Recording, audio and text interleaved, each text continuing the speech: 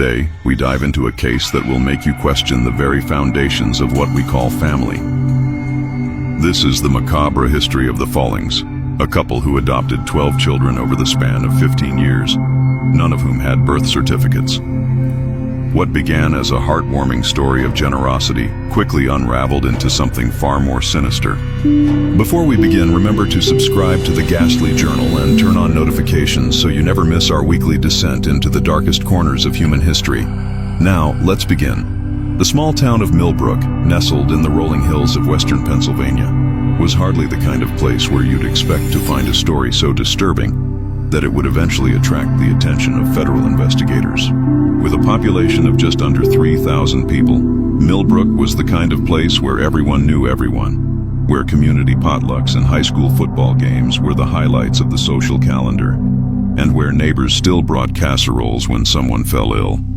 It was in this idyllic setting that Howard and Margaret Folling made their home in the spring of 1978. The Folling residence was a sprawling Victorian mansion on Elm Street, set back from the road and partially hidden by a copse of ancient oak trees. The house had been vacant for nearly a decade before the Follings purchased it, and the locals had begun to call it the haunted house on the hill. But Howard Folling, a successful investment banker from Pittsburgh, saw potential in the dilapidated structure. He and his wife Margaret, a former pediatric nurse, spent a small fortune renovating the property, transforming it from a crumbling eyesore into the envy of the neighborhood. They seemed like such a lovely couple, recalls Elaine Winters, who lived across the street from the Follings for nearly 20 years. Howard was always impeccably dressed, even when he was just checking the mail, and Margaret, well, she had this way about her, so poised, so elegant. They were the kind of people you'd want to invite to dinner, you know, the kind of people who made you feel important just by talking to you. But beneath the veneer of respectability, the Follings harbored secrets that would eventually shock the entire community. According to public records, Howard and Margaret were unable to have biological children of their own. This was a source of great sorrow for Margaret, who had always dreamed of having a large family. She used to watch the neighborhood children playing from her porch, says Winters. There was something so sad about it, the way she'd just sit there for hours, watching them laugh and run around. I remember thinking at the time that she would have made a wonderful mother. And indeed, it seemed that Margaret would finally get her chance at motherhood when, in the summer of 1980, the Follings announced that they had adopted a baby boy whom they named James. The community was thrilled for them. Neighbors organized a surprise baby shower, and the local church held a special blessing ceremony for the new family. James Folling was a beautiful child, bright-eyed and quick to smile, and the Follings doted on him obsessively. Margaret wouldn't let anyone else hold him, remembers Clara Jenkins, who attended the same church as the Follings. Not even at his blessing ceremony. When the pastor asked to hold him for the blessing, she got this look on her face, like a cornered animal. Howard had to whisper something to her before she'd hand him over, and even then she stood so close to Pastor Williams that she was practically breathing down his neck. In retrospect, this possessiveness might have been the first red flag, but at the time it was easily dismissed as the natural protectiveness of a new mother, especially one who had waited so long to have a child. Within 2 years, the Follings had adopted a second child, a girl they named Elizabeth. And then, in rapid succession, came Thomas, Catherine, and William. By 1985, the Follings had 5 adopted children, all under the age of 6. The speed with which they were able to adopt was unusual, especially given the typically lengthy adoption process in Pennsylvania at that time. But Howard Folling was wealthy and well-connected, and the couple had an impeccable reputation in the community. They were seen as saviors, says Detective Richard Cooper, who would later lead the investigation into the Folling family. Here was this wealthy couple taking in children who might otherwise have grown up in the system. Who was going to question that? Who would want to? But there were oddities that, in hindsight, should have raised concerns. None of the Folling children attended public school. Margaret insisted on homeschooling them. The children were rarely seen in town, and when they were never allowed to stray far from their parents' sides. They didn't participate in sports or other extracurricular activities, and they had no friends outside the family. I remember trying to arrange a playdate for my son with James Folling, says former Millbrook resident Patricia Hayes. They were about the same age and James seemed so lonely. But Margaret always had an excuse. James was ill, or he had too much schoolwork, or they were planning a family trip. After a while, I stopped asking. The isolation of the Folling children might have continued indefinitely, if not for an accident that occurred in the summer of 1987. 9-year-old Thomas Folling fell from a tree in the family's backyard and broke his arm. Margaret, despite her background as a nurse, didn't take him to the hospital. Instead, she attempted to set the bone herself, resulting in a compound fracture that became infected. It was only when Thomas developed a dangerously high fever that Howard finally overruled his wife and took the boy to the emergency room. Dr. Sarah Chen was the attending physician at Millbrook General Hospital when Thomas was brought in. The child was in septic shock by the time he arrived, Dr. Chen recalls. We had to perform emergency surgery to save his arm, and even then, there was significant nerve damage. What struck me most, though, was the boy's reaction. He didn't cry, not once during the entire ordeal. And when I asked him how he'd broken his arm, he looked at his father before answering. It was as if he was waiting for permission to speak. Dr. Chen's concerns deepened when she asked for Thomas's medical records and was told that they didn't exist. According to Howard Folling, all of the children's records had been lost in a fire at their previous adoption agency. When Dr. Chen pressed for more information, Howard became agitated and threatened to transfer Thomas to another hospital. That's when I knew something was wrong, says Dr. Chen. But I had no proof, only suspicions. And in a town like Millbrook, suspicions about a family like the Follings could damage your career. Nevertheless, Dr. Chen filed a report with Child Protective Services, expressing her concerns about potential medical neglect. A caseworker named David Morris was assigned to investigate. Morris visited the Folling home, interviewed the parents, and observed the children. His report, filed 3 weeks later, concluded that there was no evidence of abuse or neglect. The children appeared healthy and well cared for. Morris wrote, "The home environment is clean and safe." Mrs. Folling explained that she initially tried to treat Thomas's injury herself due to her medical background and a fear of hospitals stemming from her own childhood experiences. While this decision was ill-advised, it does not constitute willful neglect. The case was closed and life in Millbrook returned to normal. The Follings continued to expand their family, adopting 3 more children between 1988 and 1990, Robert, Anne, and Henry. By now, some in the community were beginning to whisper about the unusual family on Elm Street. How were they able to adopt so many children so quickly? Why were the children so rarely seen in public? And why did they all share the same vacant expression, as if something vital had been drained from them? I used to watch them at church, says Jenkins. 8 children, all sitting in a perfect row, not fidgeting, not whispering, not doing any of the things that normal children do during a long service. They just sat there, staring straight ahead. It was unnatural. But if the community had questions, they kept them largely to themselves. The Follings were generous donors to local causes, and Howard sat on the boards of several influential charities. They were, by all outward appearances, model citizens. Then, in the winter of 1992, a new family moved to Millbrook. Michael and Susan Fletcher, along with their teenage daughter Emily, took up residence in a modest house just a few doors down from the Follings. Michael was a journalist who had recently accepted a position with the Millbrook Gazette, and Susan was a social worker with experience in child welfare cases. Mom noticed something off about the Folling kids right away, says Emily Fletcher, now in her 40s. She had worked with traumatized children before, and she recognized the signs. The way they flinched at sudden movements, how they never made eye contact, the fact that they always seemed to be watching Margaret out of the corners of their eyes, as if they were afraid of missing a cue. Susan Fletcher began to make notes of her observations, documenting patterns of behavior that concerned her. She also tried to befriend Margaret, hoping to get a closer look at the family dynamics. Margaret was initially receptive, perhaps seeing in Susan a potential ally in a community that was increasingly curious about her unusual family. The 2 women began to meet for coffee, and occasionally Susan would be invited to the Folling home. It was during one of these visits that Susan noticed something strange. She told me about a room on the 3rd floor, says Emily. The door was always locked, but she could hear sounds coming from inside. shuffling, and sometimes crying. When she asked Margaret about it, Margaret said it was just storage and that the house made strange noises because it was old, but Mom didn't believe her. Susan's concerns grew when, in the spring of 1993, she spotted a child she didn't recognize peering from a third-floor window of the Folling house.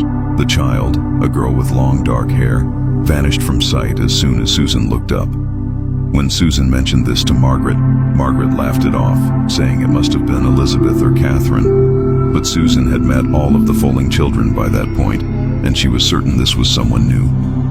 Around the same time, Michael Fletcher was working on a series of articles about adoption fraud for the Gazette. His research had led him to discover that several adoption agencies in Pennsylvania and neighboring states had been shut down in the 1980s for illegally placing children without proper documentation. Dad never specifically connected this to the Follings in his articles, says Emily. But I remember him telling Mom that the timeline matched up with when the Follings were adopting their first batch of kids.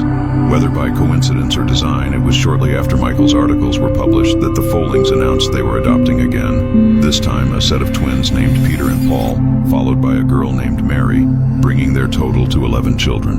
And once again, the adoptions happened with surprising speed. Looking back, it's clear that they were taking advantage of loopholes in the system, says Cooper. They would work with different agencies, often in different states. They would provide documentation from previous adoptions to establish themselves as experienced adoptive parents. And they would specifically request children from difficult backgrounds, children who were less likely to have complete records, children who might slip through the cracks. But why? What possible motive could the Follings have for adopting so many children?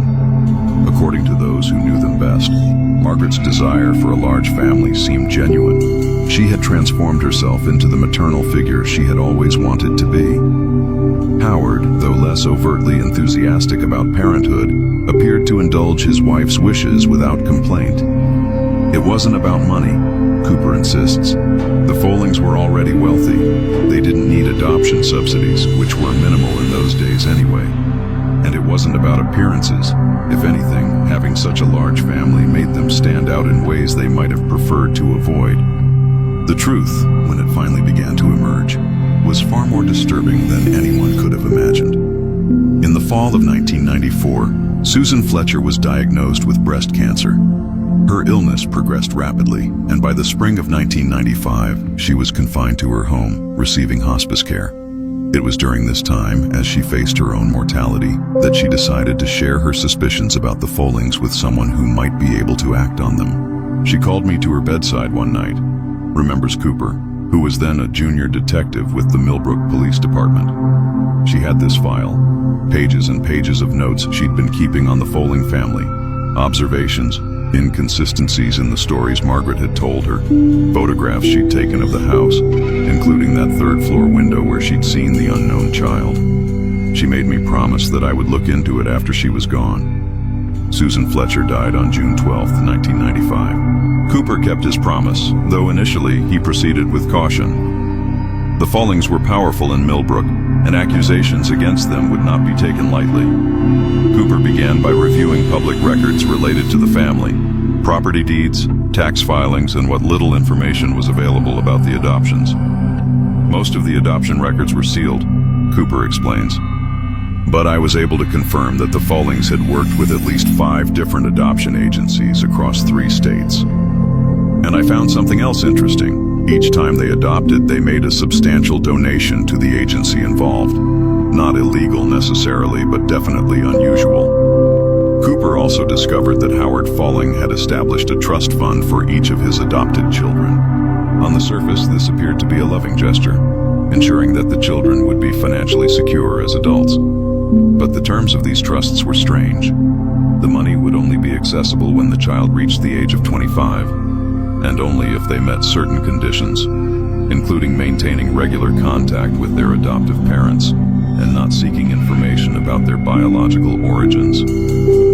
It was about control, Cooper says. Everything the Follings did was about control. Armed with this information, Cooper decided to take a more direct approach. He began driving by the Folling house regularly, noting who came and went.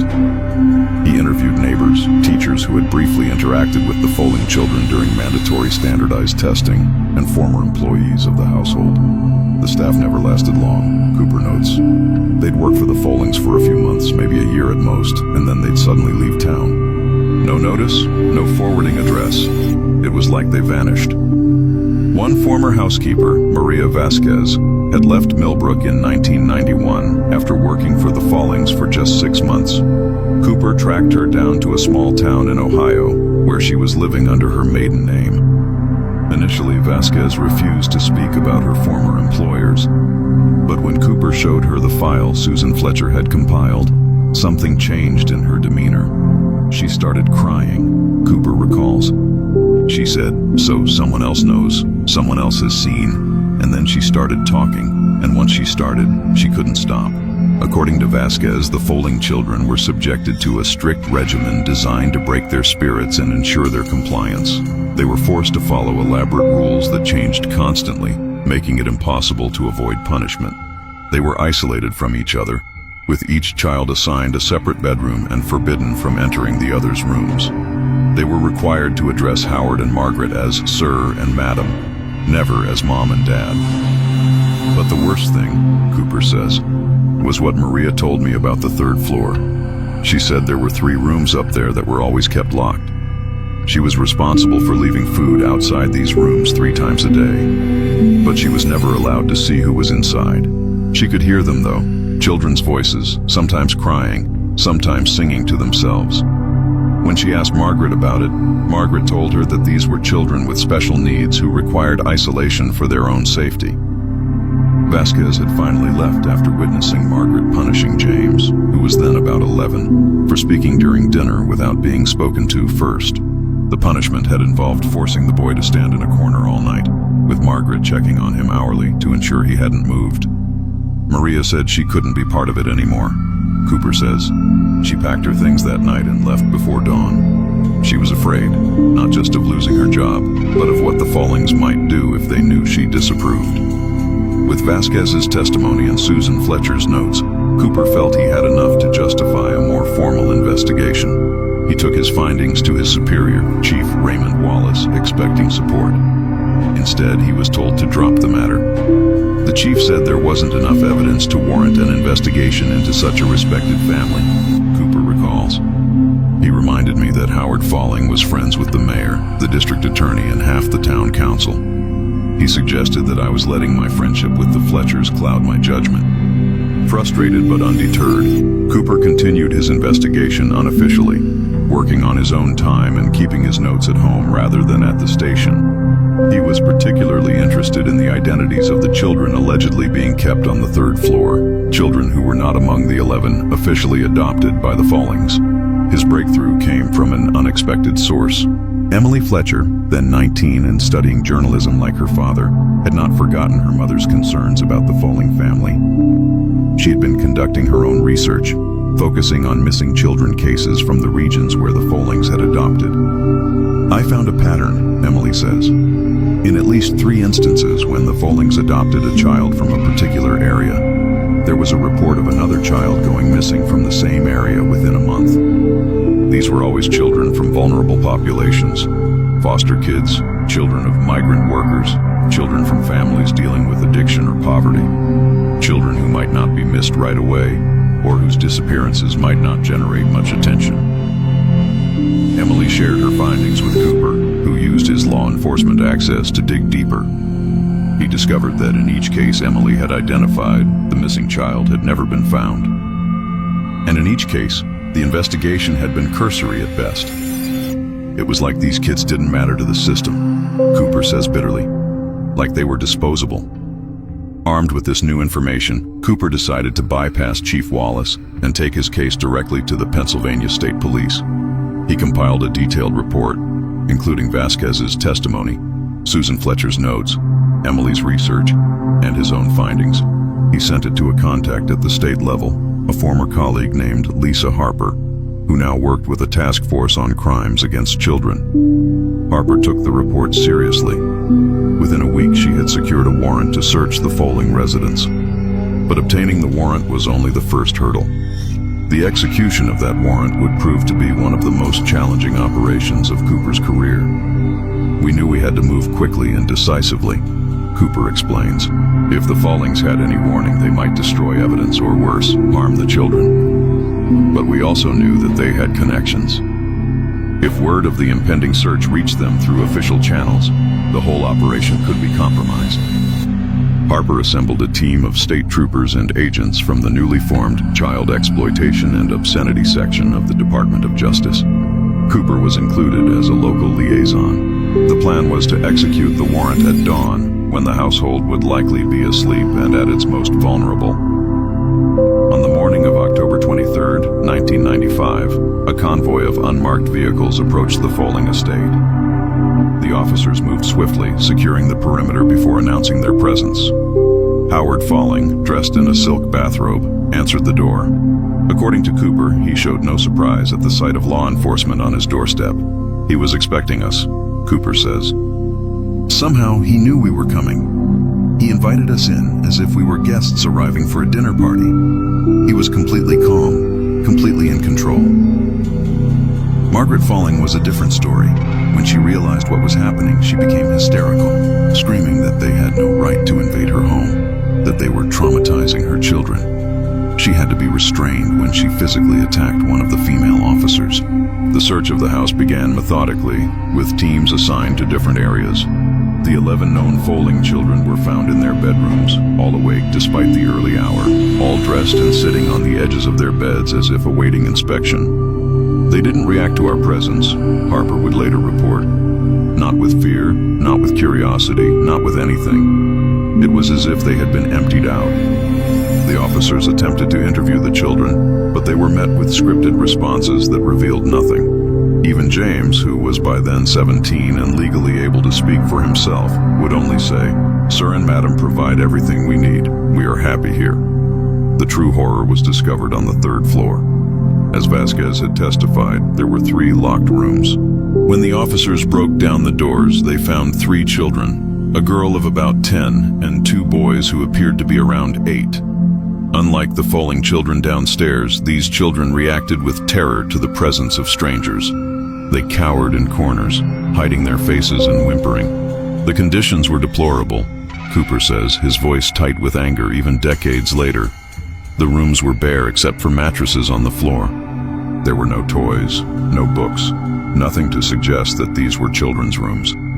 The windows were covered with blackout curtains nailed to the frames. And the smell was overwhelming. These children had been living in their own filth.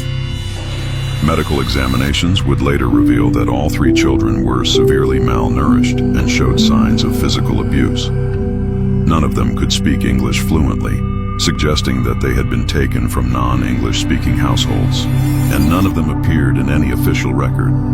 No birth certificates, no adoption papers, nothing to indicate that they legally existed. They were ghosts, Cooper says, children who had been erased from the world. The discovery of these hidden children transformed what had been a case of suspected child abuse into something far more sinister. The FBI was called in, and the investigation expanded to include potential charges of kidnapping, human trafficking, and falsification of federal documents. Howard and Margaret Folling were arrested on the spot.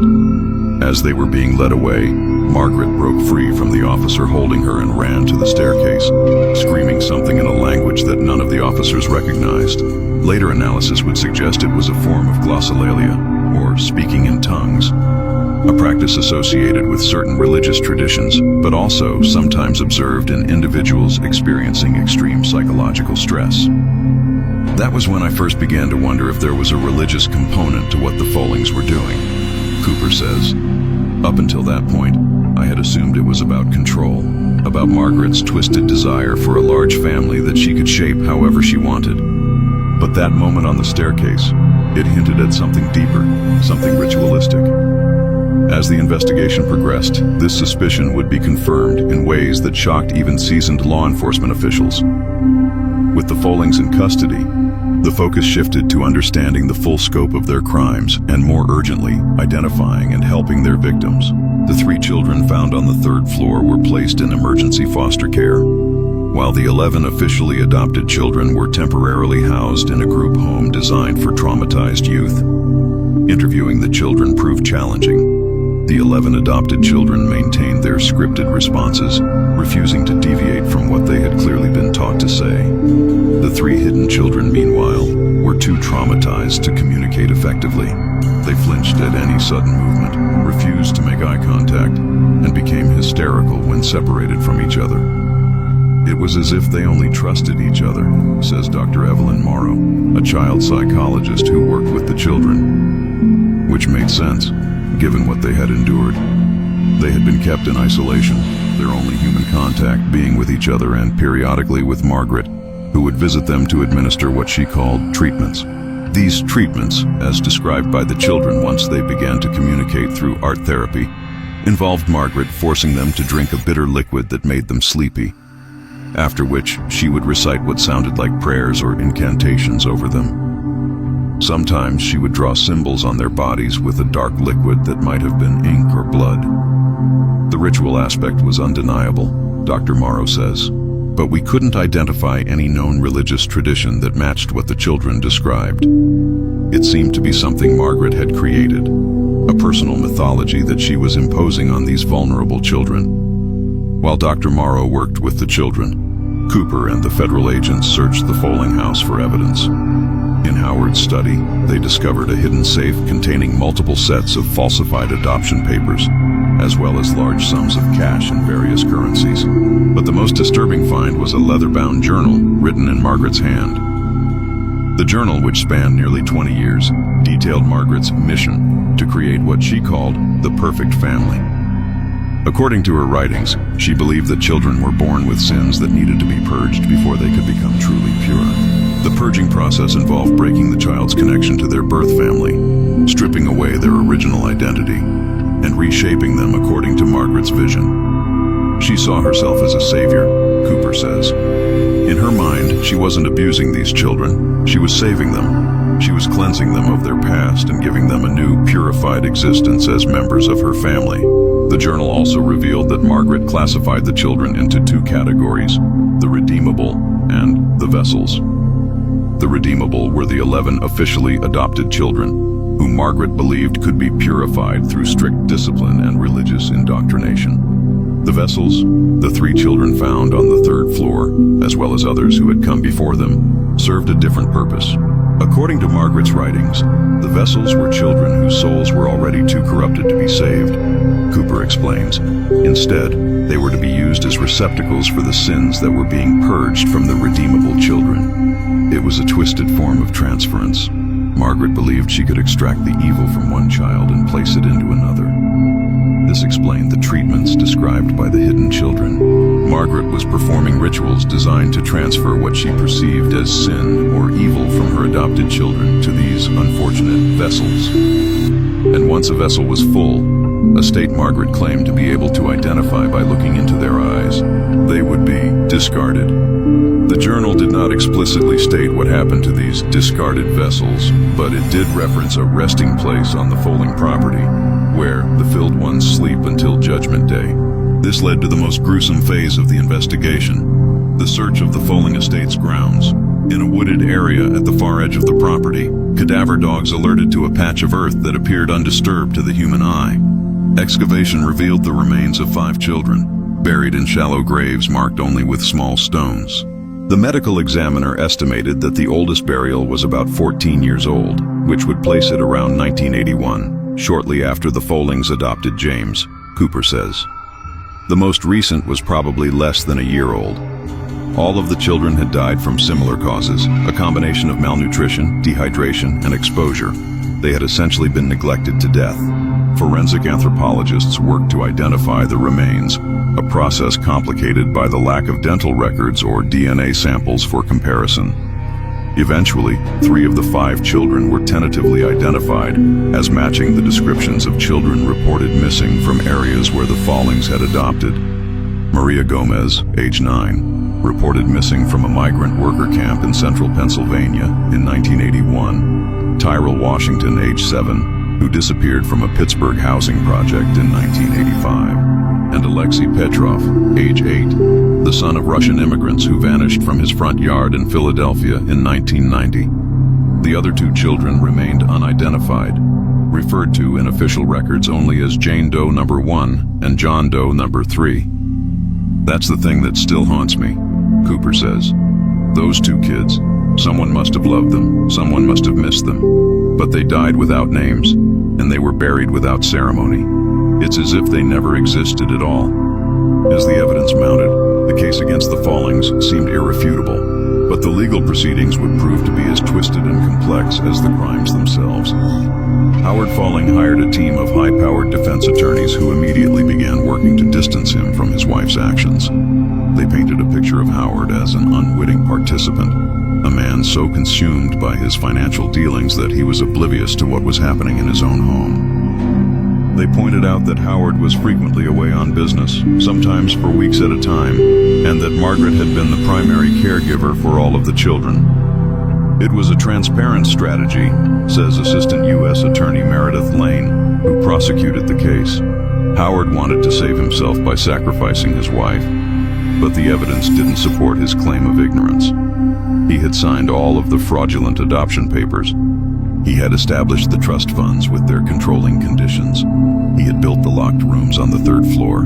He might not have performed the rituals, but he had enabled them at every turn. Margaret, meanwhile, was deemed incompetent to stand trial after a psychological evaluation revealed severe delusional disorder with religious preoccupation. She was committed to a secure psychiatric facility, where she remained until her death in 2008. Howard denied the opportunity to shift all blame to his wife, changed tactics. His attorneys began negotiating a plea deal, offering Howard's cooperation in exchange for a reduced sentence. Specifically, they promised that Howard could provide information about other children who had been vessels, but whose remains had not been found on the property. It was a gut-wrenching decision, Lane admits. On one hand, we wanted Howard to face the harshest possible penalties for his crimes. On the other hand, the possibility of bringing closure to more families, of giving names to more lost children. That was hard to ignore. In the end, a deal was struck. Howard pleaded guilty to multiple counts of child endangerment, kidnapping, and falsification of federal documents.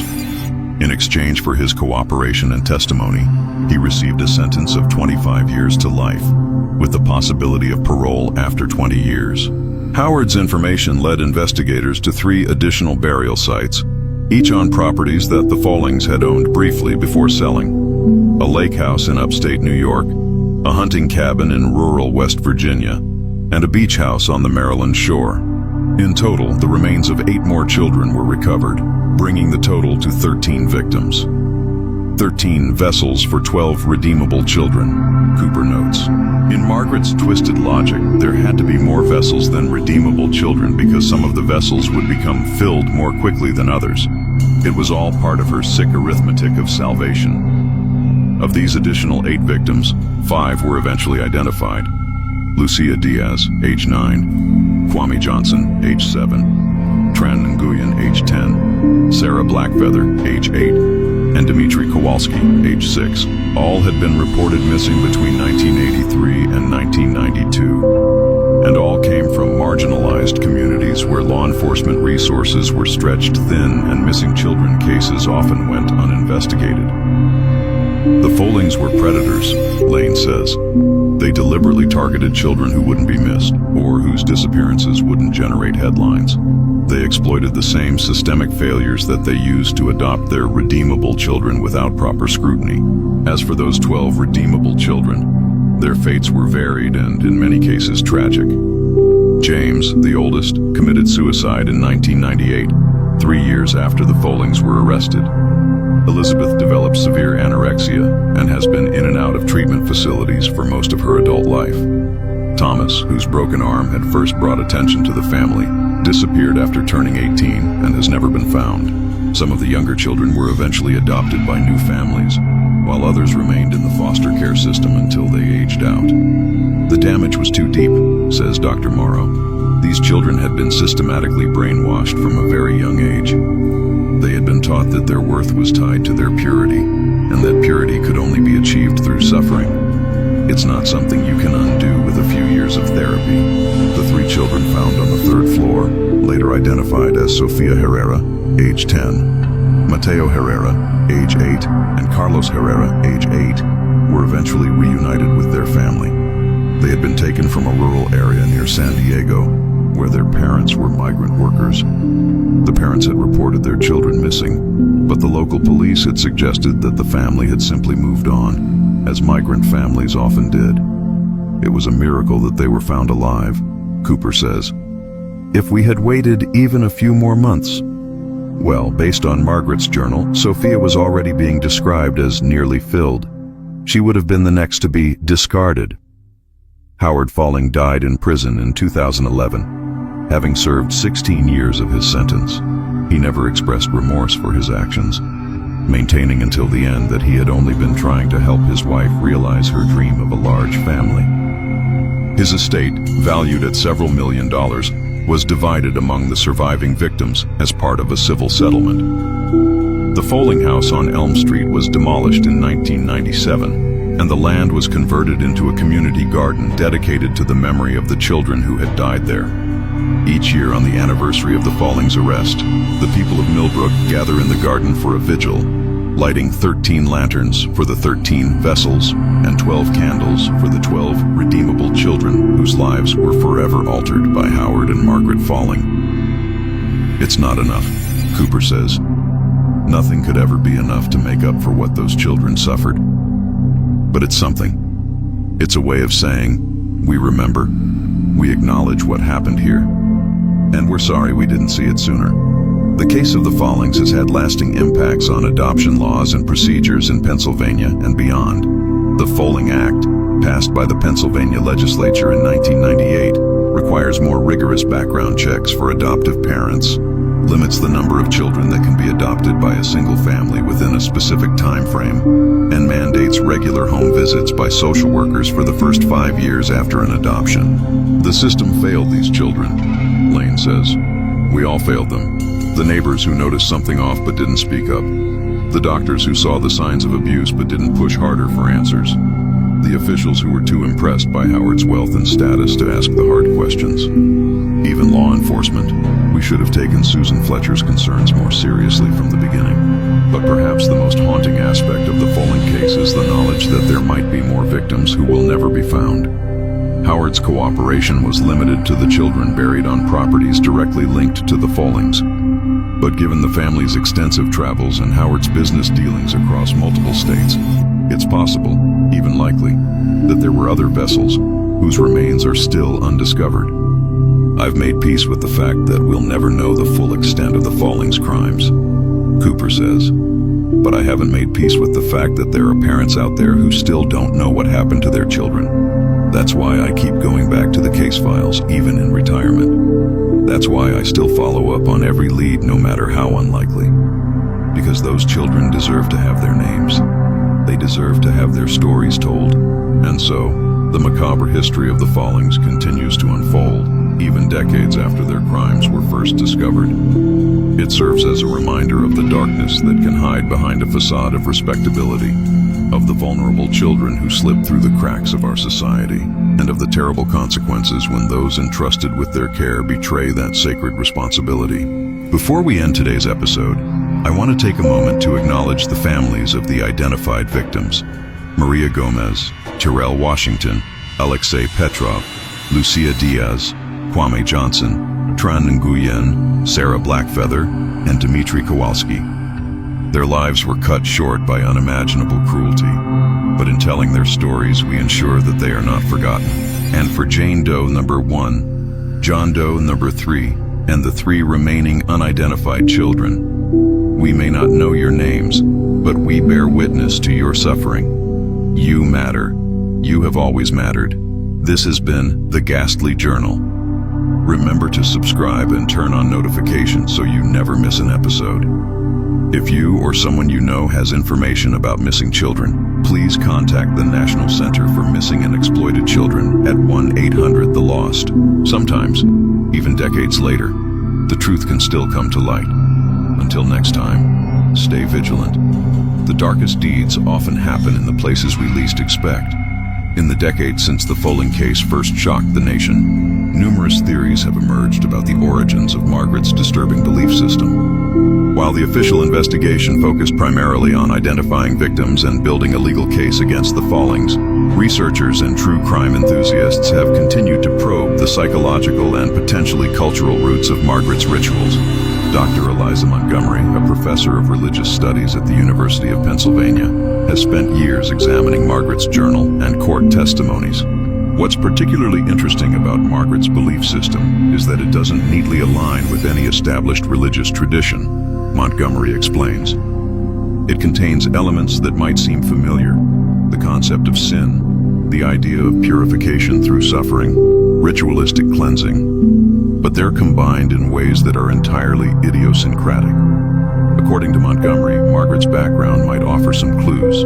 Born Margaret Phelps in 1945, she was raised in a small farming community in rural Minnesota. Her parents were described by neighbors as deeply religious but private people who rarely attended community events and kept their children home from school whenever possible. There were rumors in the town about unusual religious practices in the Phelps household, Montgomery says. Nothing specific, nothing that anyone could prove, but enough to make the family something of an enigma. The few people still living who remember the Phelps family describe them as odd and secretive.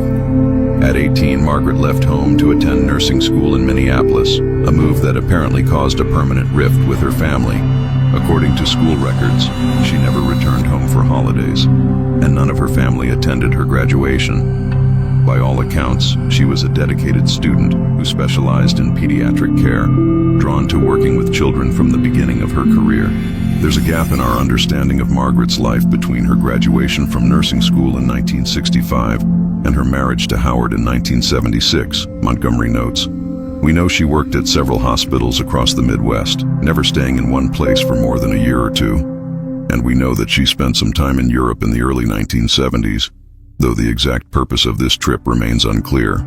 It was during this European sojourn that Margaret might have encountered the obscure religious texts that later influenced her beliefs.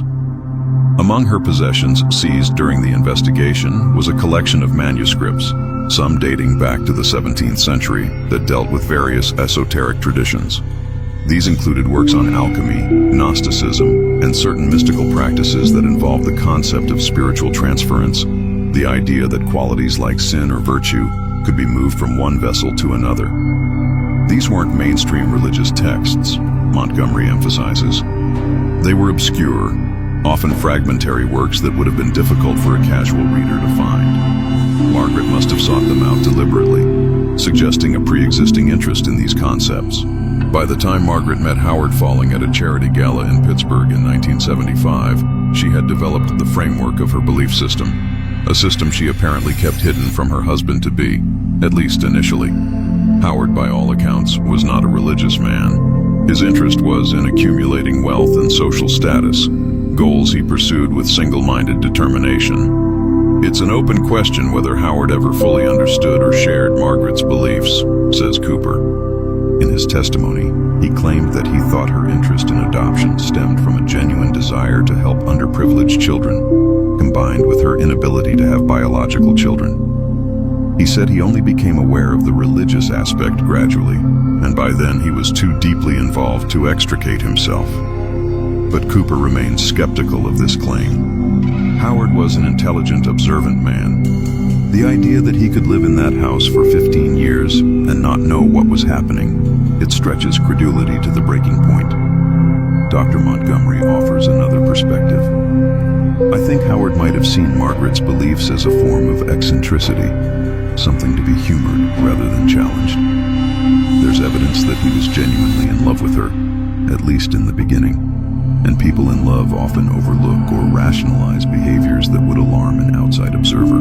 Whatever Howard's level of understanding or complicity, there's no doubt that he enabled Margaret's actions through his financial resources and social connections.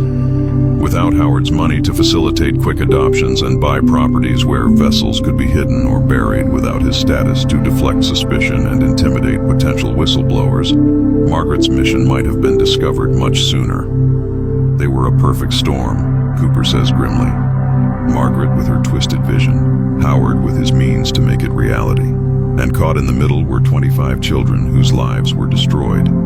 The 25 children Cooper refers to include the 12 redeemable children who were officially adopted and subjected to years of psychological and sometimes physical abuse, and the 13 vessels who suffered even more extreme neglect before ultimately being killed when Margaret deemed them filled with the sins she believed she had extracted from her adopted children. Of the 12 adopted children, only 9 are still alive today. In addition to James's suicide and Thomas's disappearance, Catherine died of a drug overdose in 2007 at the age of 28. The surviving 9 have largely avoided public attention, changing their names and attempting to build lives away from the shadow of their traumatic childhoods. Elizabeth, now in her 40s, is the only one who has spoken publicly about her experiences. In a rare interview given to a documentary filmmaker in 2015, she described the constant fear that permeated the Folling household.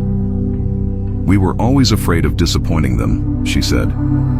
Sir and Madam, that's what we had to call them, had these elaborate rules that changed all the time. You never knew what might trigger a punishment. Something that was acceptable one day could be forbidden the next. It kept us constantly on edge, constantly vigilant. Elizabeth also spoke about the cleansing rituals that Margaret performed on the children. She would make us drink this tea that tasted horrible, and then she'd make us kneel in this circle she'd drawn on the floor. She'd recite these long passages in a language none of us understood, and she'd touch our foreheads with this cold, wet finger. Sometimes she'd make cuts on our arms, small ones, nothing that would leave obvious scars, and collect the blood in a little silver cup. According to Elizabeth, the children were told that these rituals were necessary to remove the badness they had brought with them from their previous lives. Madam said we were born with sin inside us, like a disease, Elizabeth recalled. She said our birth parents had infected us, and only she could cure us. If we resisted the treatments, she said the sin would grow until it consumed us, and then we'd have to go live upstairs with the bad children. The bad children, Margaret's vessels, were occasionally shown to the adopted children as a warning. She'd take us up there one at a time and make us look at them through this little window in the door. Elizabeth said, they were always so thin, so dirty, and their eyes, they looked dead already, you know, like there was nothing inside them anymore. Madam would say, this is what happens to children who don't accept the treatment. This is what happens when the sin takes over. This psychological torture, combined with physical deprivation and isolation, created an environment of complete control. The children were entirely dependent on Margaret and Howard for everything: food, shelter, human contact, and the definition of reality itself. It was a classic cult dynamic, says Dr. Morrow. The leader defines what is true and false, good and evil. The followers are cut off from any outside influence that might contradict this definition. And over time, the followers internalize the leader's worldview to such an extent that they can no longer distinguish between their own thoughts and the thoughts that have been implanted.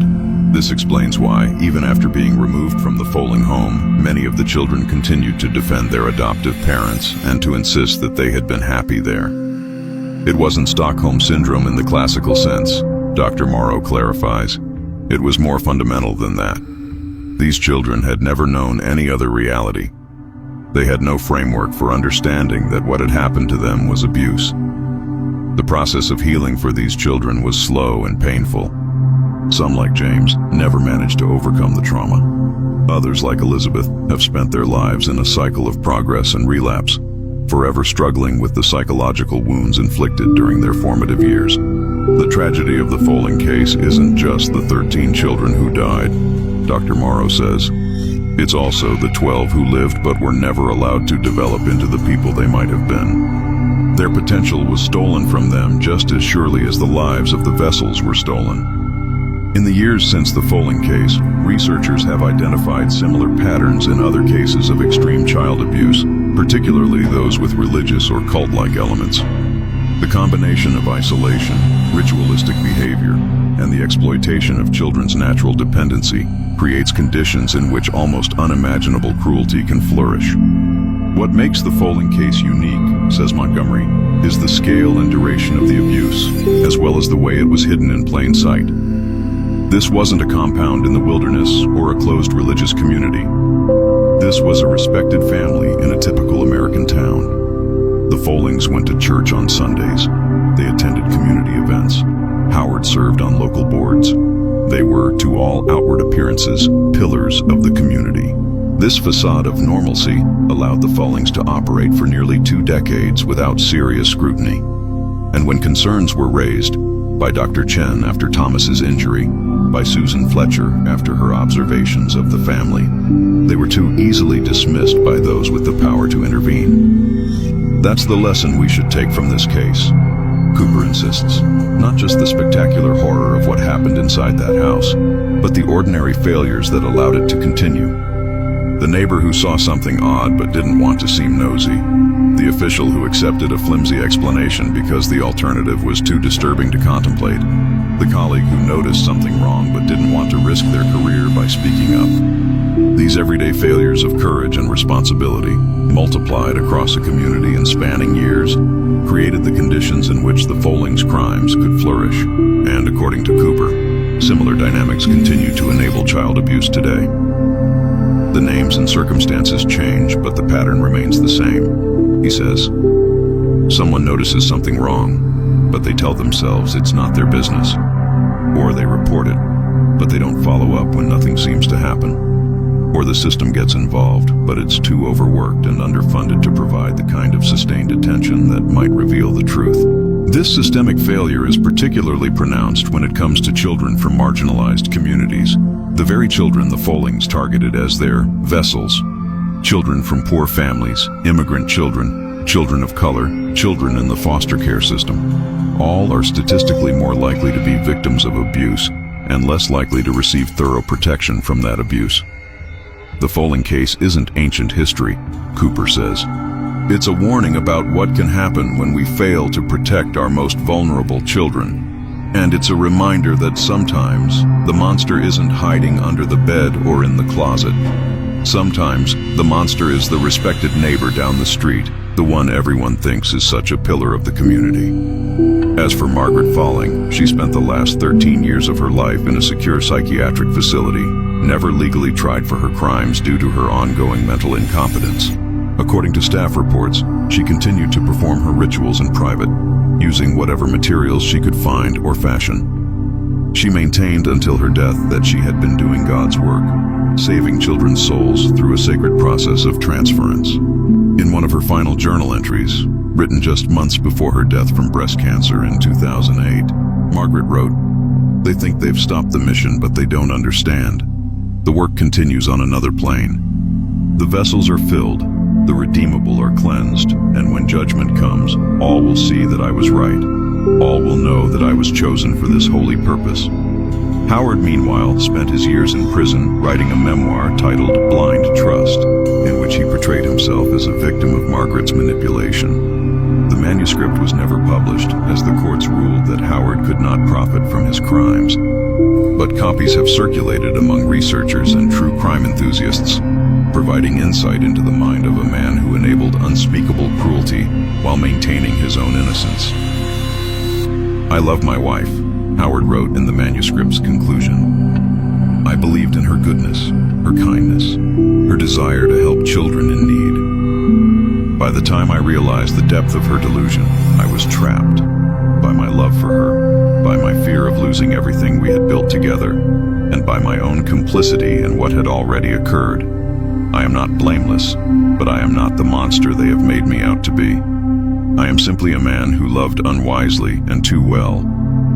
Cooper, who has read the manuscript, dismisses Howard's self-portrayal. "It's self-serving nonsense," he says. "Howard wasn't some love-struck victim. He was an active participant in the abuse and exploitation of 25 children. He may not have shared Margaret's religious fervor, but he was willing to benefit from it, from the adoration of a community that saw them as saviors, from the control they exerted over their victims, from the sick dynamic they created together. Regardless of Howard's motivations or level of belief, the consequences of his actions and his failures to act were the same. Children suffered and died, lives were destroyed, and a community was left to grapple with the knowledge that such darkness had existed in their midst, unrecognized and unchallenged for far too long. Today, The Folling case is studied by law enforcement officers, social workers, psychologists, and religious scholars. It serves as a case study in how abuse can be hidden behind wealth and status, how destructive belief systems can develop and flourish in isolation, and how the most vulnerable members of society, children, can fall through the cracks of the systems designed to protect them. If there's any silver lining to this terrible story, Cooper says, it's that it has made us more vigilant. It has changed laws and procedures. It has made us more willing to ask difficult questions and to follow up when the answers don't seem quite right. It has reminded us that we all have a responsibility to protect children, not just the ones in our own families, but all children. And perhaps that is the legacy of the Folling case. Not just a tale of horror and depravity, but a call to action. A reminder that the darkest deeds often happen in the places we least expect, and that our willingness to see, to speak, and to act can make the difference between life and death for those who cannot protect themselves. In the community garden that now stands where the Folling house once loomed, 25 trees have been planted, 12 oak trees for the redeemable children, 13 willows for the vessels. Each year they grow taller and stronger, their branches reaching toward the sky in silent testimony to the resilience of the human spirit and the enduring hope that from even the darkest soil, new life can emerge. And so we end our exploration of the macabre history of the Follings, a story of horror, yes, but also a story of courage. The courage of Susan Fletcher, who first raised the alarm. The courage of Maria Vasquez, who fled the house of horrors but didn't forget what she had seen. The courage of Detective Richard Cooper, who persisted in his investigation despite official resistance. And most of all, the courage of the children who survived, Elizabeth and the others, who continue to live their lives day by day, carrying burdens no child should ever have to bear. May we honor their courage with our vigilance. May we ensure that such horrors never again hide in plain sight, behind respectability and wealth and the reluctance to ask uncomfortable questions. And may we never forget the names of those who didn't survive. Maria, Tyrell, Alexei, Lucia, Kwame, Tran, Sarah, Dimitri, and the 5 children whose names we may never know, but whose lives matter just the same. This has been The Ghastly Journal. Until next time, remember, the most important stories are often the ones that are hardest to tell. Thank you for listening.